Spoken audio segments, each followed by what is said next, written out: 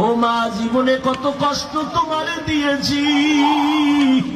ও মা, আজকে ওয়াজের ময়দানে তওবা করছি, আর তোমাদের সাথে বেয়াদবি করব না।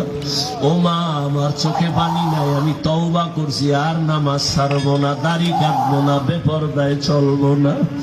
মা, তুমি আমার মাথায় হাত দিয়া দোয়া কইরা দাও।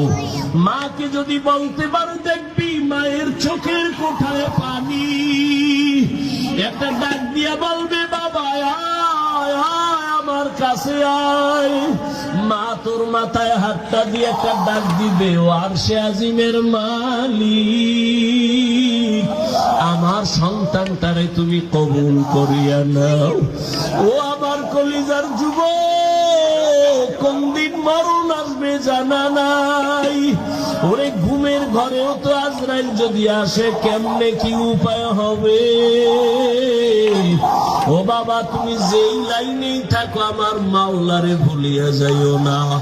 নবীর আদর্শের মালা গলায় লাগাও, মা বাবার দোয়া নাও, ওলামায়ে কেরামের পরামর্শ নিয়ে চলো।